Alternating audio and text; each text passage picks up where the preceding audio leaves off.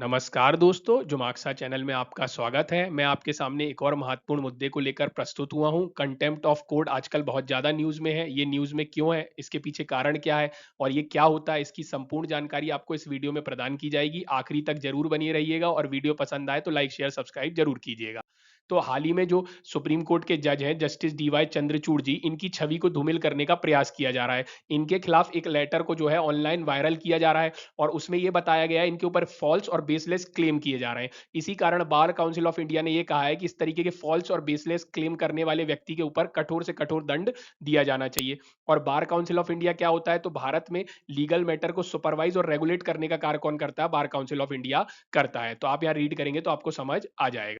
यहाँ आप हिंदी में भी देख सकते हैं। तो अब इनको जो है इनकी छवि को धूमिल करने का प्रयास क्यों किया जा रहा है? इसके पीछे बार काउंसिल ऑफ इंडिया ने ये कहा है कि अभी हाल ही में यूनियन लॉ मिनिस्ट्री ने वर्तमान चीफ जस्टिस हैं यू ललित जी, उनसे अपने सक्सेसर का नाम मांगा था और उनके सक्सेसर में जस्टिस डीवाई चंद्रचूड़ जी का भी नाम हो सकता है। इसलिए इनकी छवि को क्या कर रहा है? धूमिल करने का प्रयास किया जा रहा है। और इस तरीके के जब फॉल्स और बेसलेस क्लेम के खिलाफ कंप्लेन हुई, जब पाया गया कि ये जो क्लेम था ये गलत था, तो क्या किया है सुप्रीम कोर्ट ने? जो व्यक्ति ने ऐसा किया है उसके ऊपर कंटेम्प्ट ऑफ कोर्ट लगाया है और उनको क्या किया है? 3 महीने का सिंपल इम्प्रिजनमेंट प्रदान किया गया है। यहाँ आप हिंदी में भी देख सकते हैं।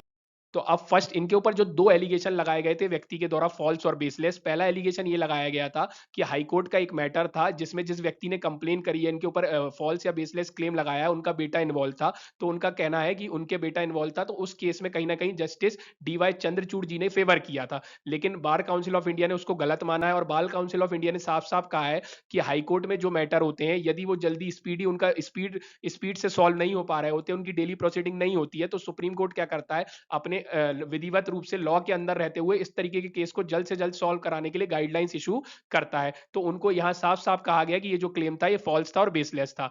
दूसरा क्लेम ये एलिगेशन ये लगाया गया है इनके ऊपर कि कोरोना के टाइम पे एक प्ली आई थी जिसको इनने डिसमिस कर दिया था। तो वो भी कहीं न कहीं बार काउंसिल ऑफ इंडिया ने कहा है लॉ के अंतर्गत रहते हुए सुप्रीम कोर्ट के जज ने कार्य किया है और कहीं भी कोई फेवर करने की कोशिश नहीं की गई है और वो क्लेम भी क्या है? फॉल्स और बेसलेस है। यहाँ आप हिंदी में भी देख सकते हैं। अब देखिए बार काउंसिल ऑफ इंडिया ने साफ-साफ कहा है कि उन्होंने बोला हमें पूरा का पूरा फेथ है जस्टिस डीवाई चंद्रचूड़ जी पे। वो भारत के क्या है एक एसेट है। वो वर्ल्ड लेवल पे जितने भी जुडिशरी में बहुत अच्छे-अच्छे व जज होते हैं उनमें से एक जज है और वो अपनी ऑनेस्टी, इंटीग्रिटी और नॉलेज के लिए जाने जाते हैं और आपने भी उनके बहुत सारे देखे होंगे जजमेंट जो बहुत ही तार्किक और लॉजिकल जजमेंट हुआ करते थे जो देश को आगे ले जाने का कार्य करते हैं। और यहाँ आप हिंदी में भी देख सकते हैं। अब देखिए कंटेम्प्ट ऑफ कोर्ट पे बात कर लेते हैं। तो देखिए कंटेम्प्ट ऑफ कोर्ट का जो पावर है वो सुप्रीम कोर्ट को दिया गया और हाई कोर्ट को दिया गया है। क्यों दिया गया है? ताकि वो प्रोटेक्ट कर सके खुद की मैजेस्टी और रिस्पेक्ट, है ना? इसलिए ये प्रदान किया गया है। और सेकंड जो कंटेम्प्ट ऑफ कोर्ट है वो कॉन्स्टिट्यूशन में कहीं भी डिफाइन नहीं किया गया है। और 129 के तहत सुप्रीम कोर्ट को पावर है पनिश करना, यदि उनका कोई कंटेम्प्ट ऑफ कोर्ट करता है, कंटेम्प्ट ऑफ कोर्ट में वो पनिश कर सकते किसी व्यक्ति को। और हाई कोर्ट को पावर जो दिया गया है वो 215 के तहत दिया गया है। अब कंटेम्प्ट ऑफ कोर्ट भी 2 तरीके का होता है और जो कंटेम्प्ट ऑफ कोर्ट एक्ट 1971 में डिफाइन किया गया है, एक होता है सिविल कंटेम्प्ट, एक होता है क्रिमिनल कंटेम्प्ट। सिविल कंट यहाँ हिंदी में भी आप देख सकते हैं।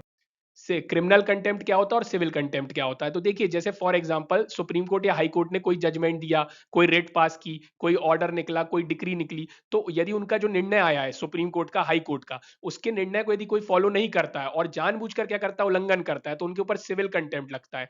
लेकिन मान लीजिए फॉर एग्जांपल जिस तरीके का मैटर अभी हुआ है कि किसी आपने सुप्रीम कोर्ट के जज की क्या है छवि को धूमिल करने का प्रयास किया है, आपने lower the authority of the court किया है, स्कैंडलाइज किया है, तो इन सब केस में क्रिमिनल कंटेम्प्ट लगता है। आप मान लीजिए कोई जुडिशियल प्रोसीडिंग चल रही है उसमें इंटरफेयर करने की कोशिश कर रहे हैं, किसी को अपना कार्य करने से रोक रहे हैं जुडिशियल सिस्टम में, जैसे ऑब्स्ट्रैक्ट कर रहे हैं एडमिनिस्ट्रेशन ऑफ जस्टिस, तो इन सब केस पे क्या होता है? क्रिमिनल कंटेम्प्ट लगाया जाता है। यहाँ आप हिंदी में भी देख सकते हैं।